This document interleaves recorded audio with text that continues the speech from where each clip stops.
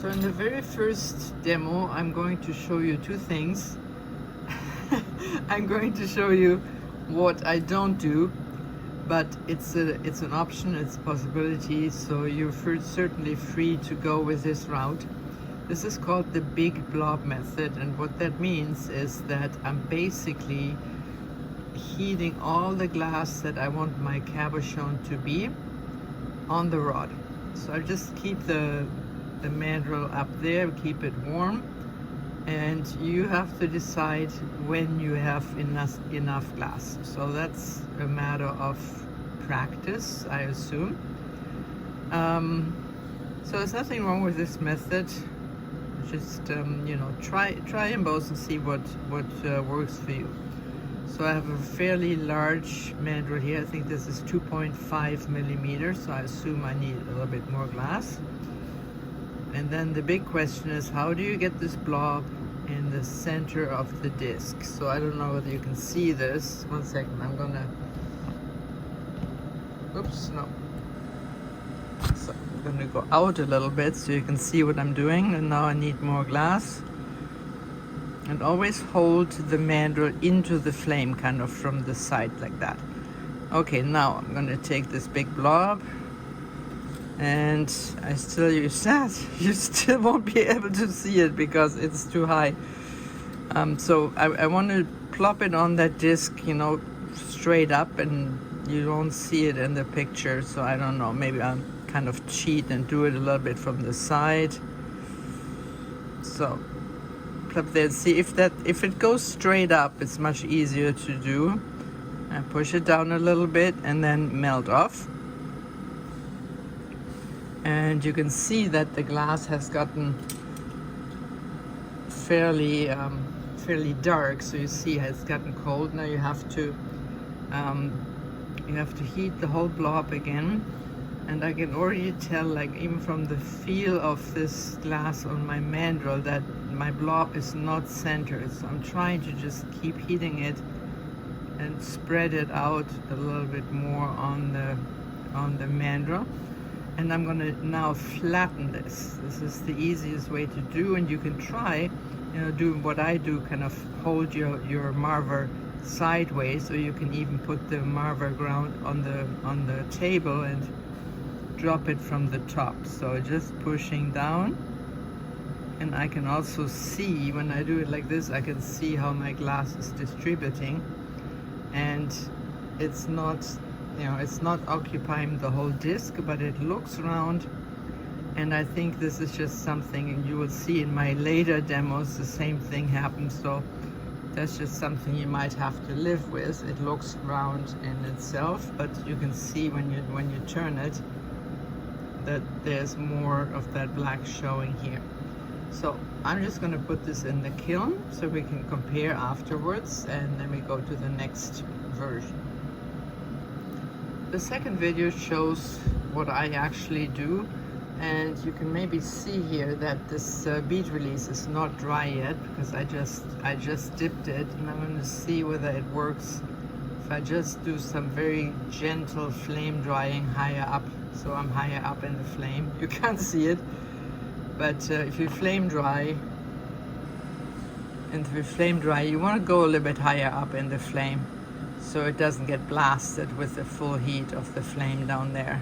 I have to adjust my torch a little bit. So this should be good enough.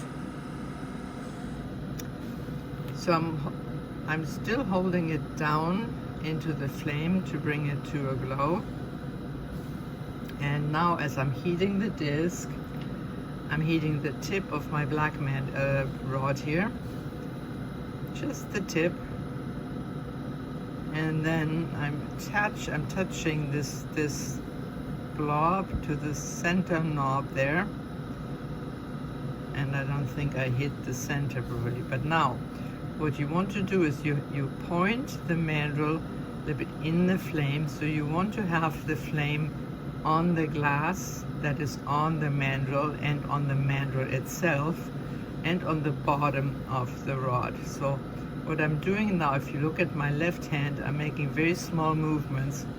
I'm turning the mandrel away from myself, and I'm pushing the rod against the disc, and I'm also rotating this towards me. So I'm kind of, you can say that I'm screwing the glass on.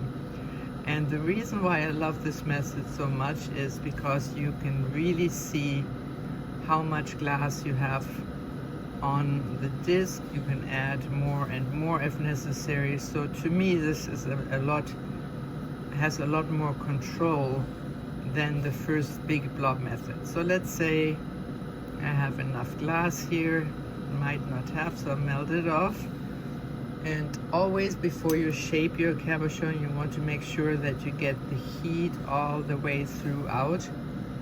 And now I'm going to do this thing again. I'm pushing it against the flat marver. And I'm looking inside. You know, you can see inside, so it's the same problem here, is that you have a round, pretty much a round disc, but you're not entirely occupying the real estate of the mandrel, and there's absolutely nothing wrong with that. So also I'm going to put this in the kiln now, and you see here the edge of there. So you could ask, well, would it make sense to add more glass, you know, to fill this out?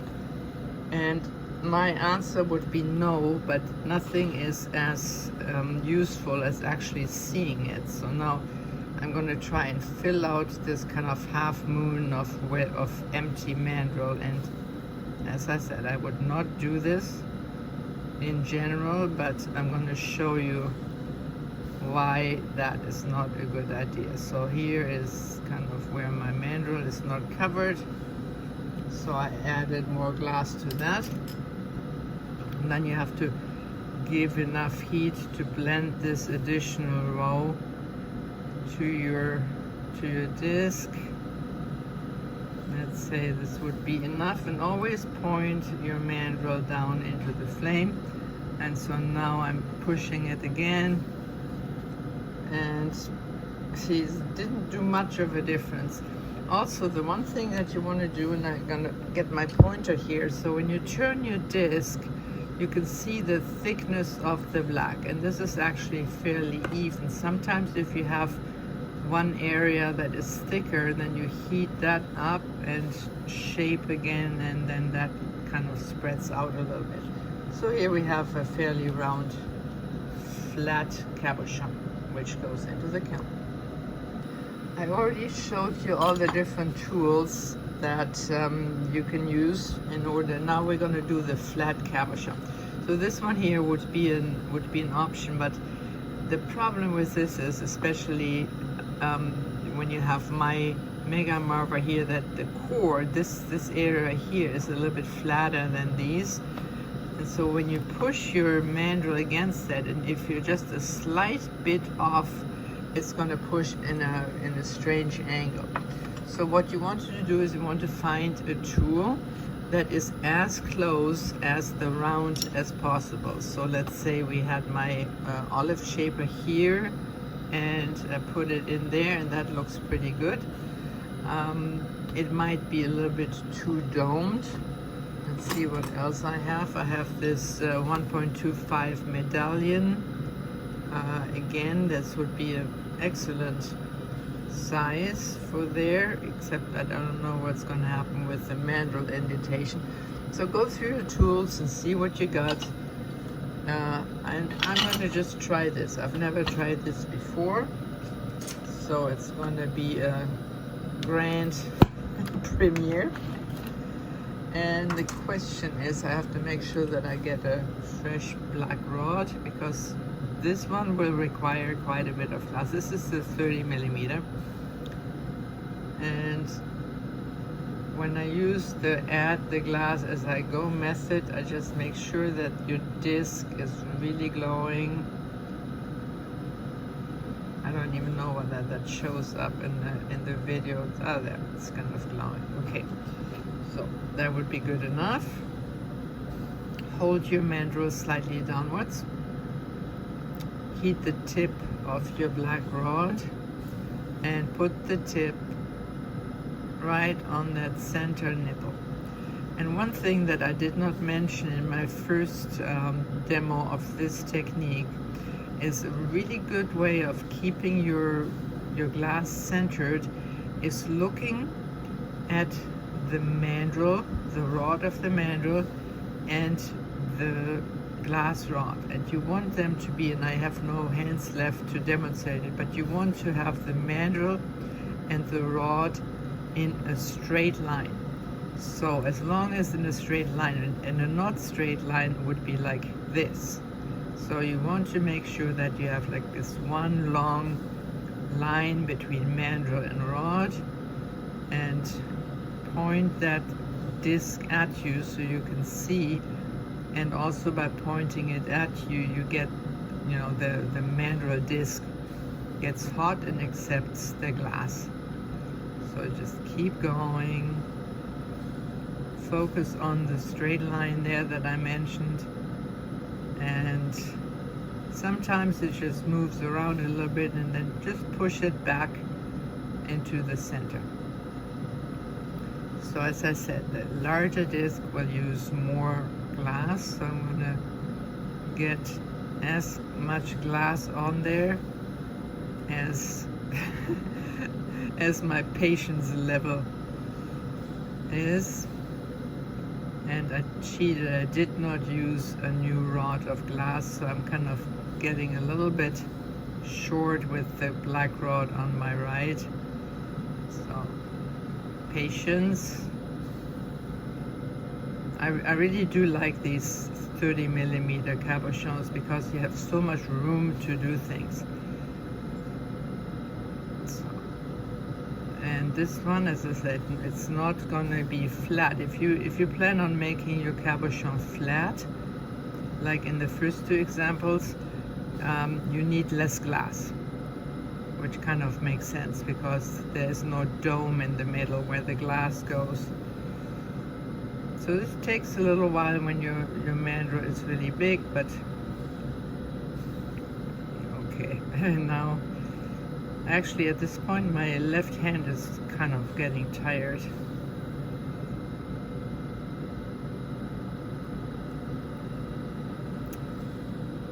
Okay, I'm just gonna I'm gonna put as much black glass on there as my fingers can get close to the flame without burning. So let's say this is probably not enough to cover the entire mandrel, but I got tired. Okay, so as always, you just heat everything, and you can also kind of center this glass a little bit more. And now I'm going to push it in here. You can either just push it straight in, or you can turn it. And again, it did not fill out the entire mandrel, but you have a nice round cabochon. And this is also something that I have to, and so here the glass got a little bit through the mandrel hole in the shaper, so that's easy to melt away. And see, it's nice and round. And you might think that, you know, in order to use these jewelry items that would be 30mm, you think you would have to fill out this whole thing, but you will surprise that you need to make your cabochons. You can also shape again. The cabochons might have to be a little bit smaller than the jewelry items, so you have to experiment with that. So now we're just flame polishing, and this would be ready for decoration now. The last demo for the basic how to get the glass on there and shape it is going to be one of the smaller ones. I think this is 20mm, and this is probably going to fit. Oops, let me turn this off. It's going to fit into the largest opening of the small lentil shaper, and I'm sure you have all kinds of lentil shapers, or it would fit into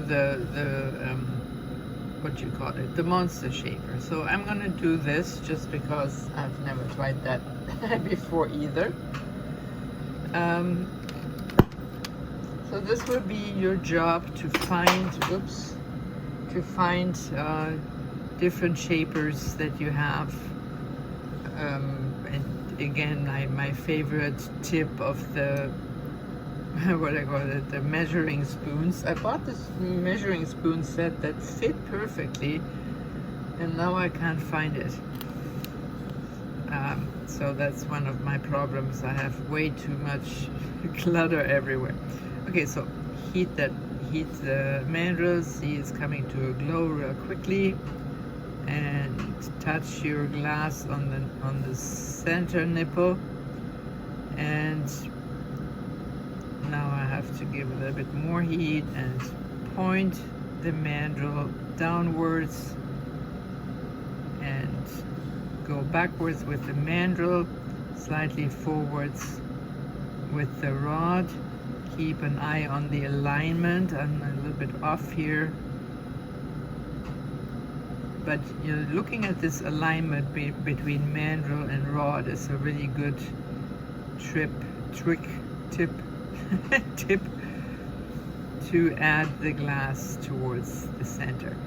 And since I want to have kind of a domed shape, I'm going to need definitely more glass. But when we come to the part of decorating, I also show you in what cases a dome-shaped cabochon comes in handy. So when we do something encased.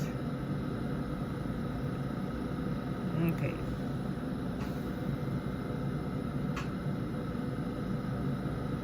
See how much more glass I have on there compared to the last one? Because I do want to fill out, kind of get a nice rounded dome. Okay, I could use some more as always, but since I'm going to use the lentil shape. Changed my mind about the monster shaper. And you also have to kind of decide whether you want to just drop your thing into shaper, if you want to do it sideways like this or up. I'm a little bit hindered with my camera here, so I can't do all the different versions. I only can do it pushing it sideways in there. And you can also, you know, watch what happens when you push your thing in. That gives you an idea whether you want to be, whether you have to push more downwards or, okay, so again, this one here is not super rounded, so you can definitely get a more rounded shape than this, but again, a nice round. So just as a reminder, it's just because your glass does not occupy the entire face of the mandrel, it doesn't mean that it's not round. So see here, this is kind of more domed, but you can do it a lot more depending on your tool. So this lentil would not give me anything more domed than that. So I think we have, oh, so I want to show you one more thing. Let me put this in again. There's something that I didn't mention in my initial diagram, but this is kind of similar to when you make a bead and you're trying to make a pucker versus a sharp bead hole. So with the cabochons, you can do the same, and there is no, how do you say, you can't say that one is better than the other. It really depends on how you want to use it. And some of the some of the jewelry items like pendants with bezels actually prefer cabochons that have like a sharp edge, let's put it that way. Whereas if you make a pendant where you just glue the bail onto it, then it might look better if you had a rounded edge. So that is all a matter of like how much glass do you put on your initial mandrel. So the first one I'm going to try It's always kind of dangerous to announce that you're doing something when you're not sure you can do something on purpose. Yeah. So my goal here is to make a cabochon that has a sharpish flat edge. So I don't know which tool to use for that. So in general, for the sharper edges, you need less glass. So like that, and then I'm going to use my Mega Marver for this. No. Try this. I'm trying to get a flat shape. So let's say, and I'm pushing it to the center, and I push it really, really hard so that it spreads out quite a bit. And you see here that there was a little bit, the edge was a little bit thicker, and now we're actually going over the cabochon, over the disc. But this is very important. We have not pressed this over, like how do you say, like it's not going over the edge of a disc, so that when you take this off, it's still going to have a flat background to which you can easily glue a bail. Yeah, this one here is not quite as round, so this might be a refrigerator magnet.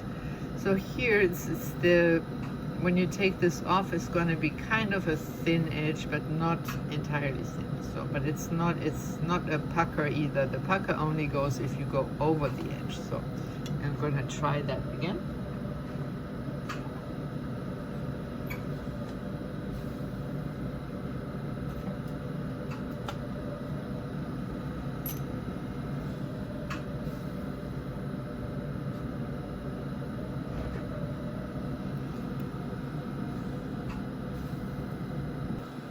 I'm going to try to make a little bit more of a rounded edge, and I already have most of my mandrels that I have dipped used. I think I have 2 or 3 sets at work. And you say if you have only ordered 1 set of mandrels, you might regret that, because this can be so much fun and they are so fast to make that you're going to be out of mandrels really quickly. So I'm going to do this again. Sorry for repeating myself here, but it probably doesn't hurt watching some things over and over.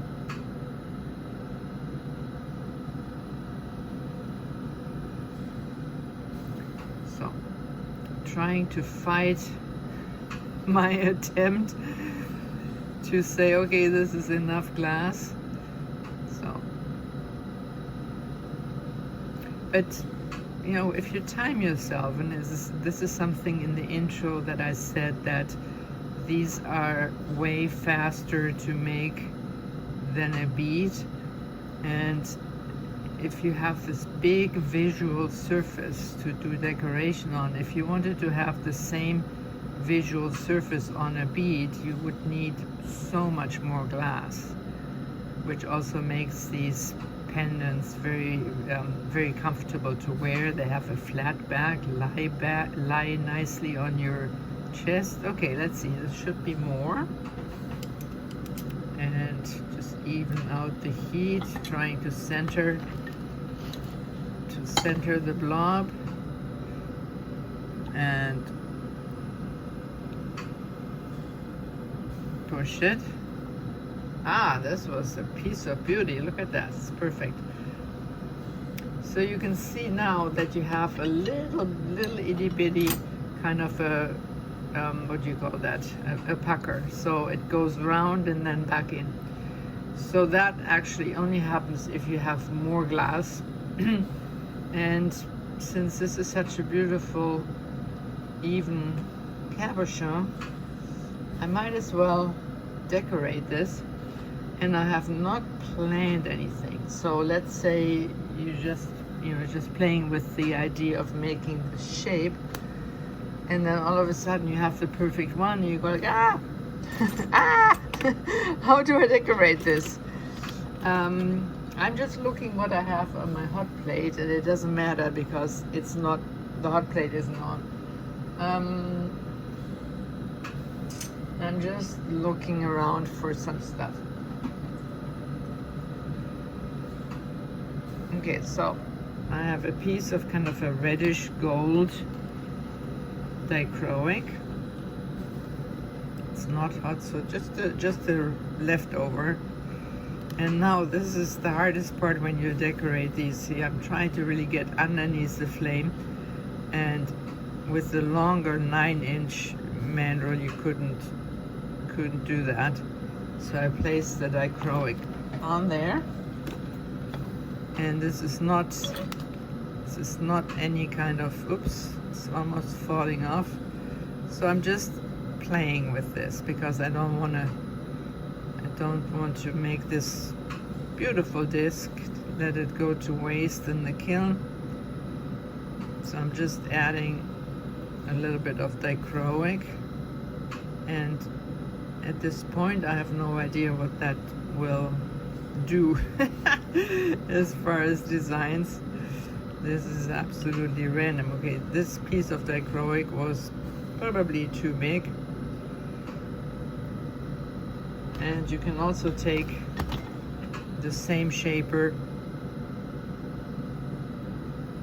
and push it down. You don't want to push it down too much because then you're adding mass to only part of the cabochon. So it's better if it stands up a little bit. Okay, I think this is not all that good of an idea. I do have to push it down.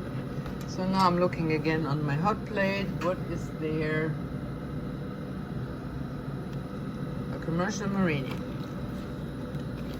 See, I wish I could have made these things shorter, but I really tried, because see, if I hold it like this, it kind of, oops. When I make designs like this, I always do something that I call, oh, very important, I almost forgot that. So once you have your disc on there and you start designing, you have to keep the disc warm from below. If you don't do that, then this whole thing will fall off. This one is cracked. See, if I had my hot plate on. So always you do something in the front, and then as you're thinking or as you're looking or whatever, you're having a cup of coffee while you're doing it, always hold the bottom of the disc. So now I'm just flattening this little Marini thing. So don't worry, I'm going to have a whole chapter on encasing.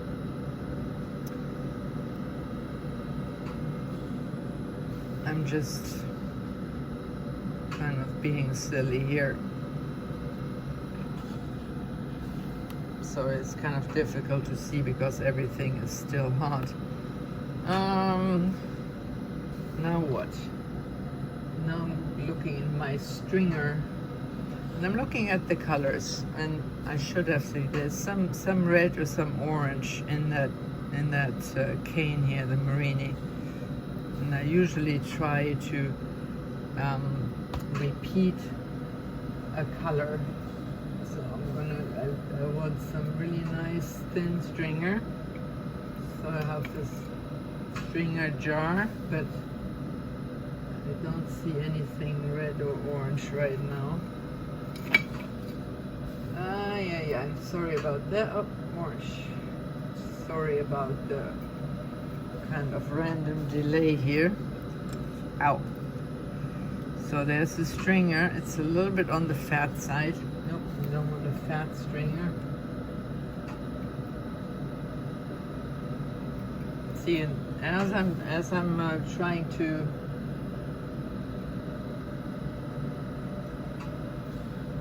So I'm trying to look for stuff, always keep it warm. Turquoise.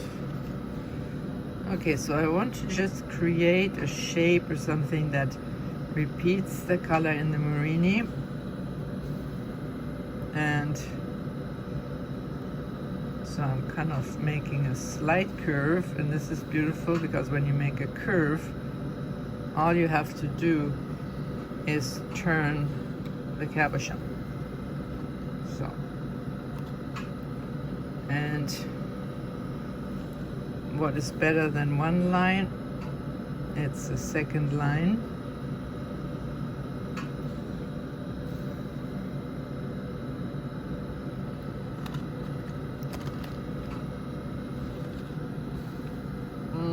Okay, now it needs some dots. And we have a black base. Now I can go back to my orange stringer here. So you have lines, you have that Marini, and in my design book you always want to have dots whenever you add lines to something. So I'm just gonna make, oops, a row and then heat it up.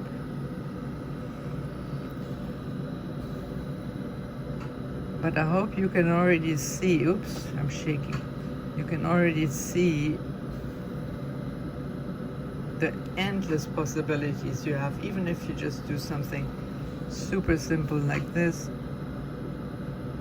No, that didn't. Yeah, I'm having shaky hands today. Probably shouldn't. See, there's a little bit of red left over. Heat the bottom. And now I'm trying to place a bigger dot there to kind of cover that little boo-boo. Hold from the bottom. And now I'm just going to flatten the dots, and I think that way I have at least something that's more interesting. And I'm going to, yeah, that is weird down there. So the lines are very craggly. So in order to kind of divert attention from the craggly lines, I'm placing some green dots onto those two lines. Heat from the bottom. It's just a good idea to just make the habit that whatever you do on the front, immediately place it on the bottom. Immediately heat it up, I meant.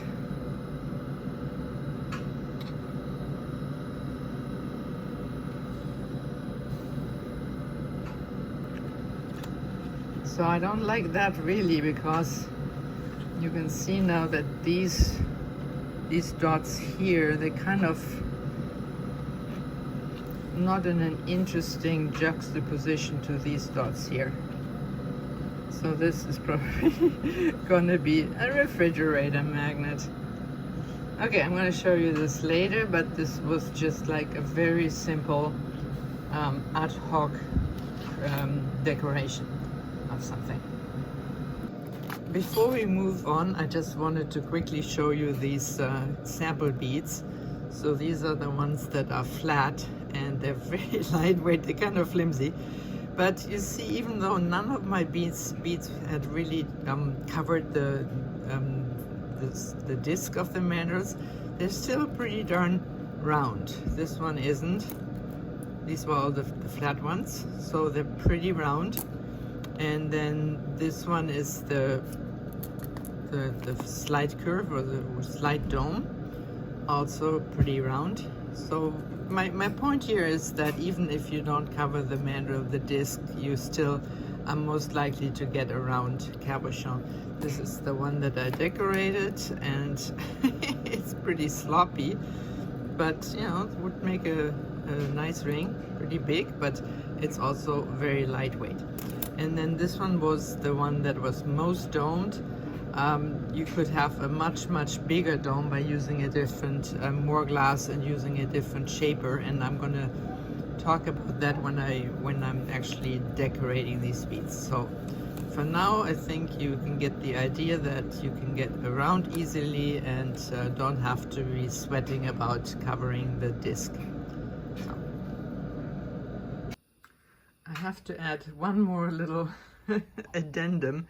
You see here my torch, and what I did is I raised it up because as I was working, I still was thinking, oh, I just wish that I could get a little bit further underneath the torch. And even though these mandrels are shorter than the regular ones, it's still not quite short enough. So if you have a way of having your torch higher up when you work with these, that I think will make your life a lot easier. And what you see here, if you remember my my Temu shopping report, this is this little $12 or something platform. So I just see whether you can see that. I just put the torch right on top of that and professionally tied it down. So I haven't really used this yet, but I'm quite excited about the idea that, you know, if you raise the torch, if possible, I think it will make it a little bit easier for you to work with the mandrels.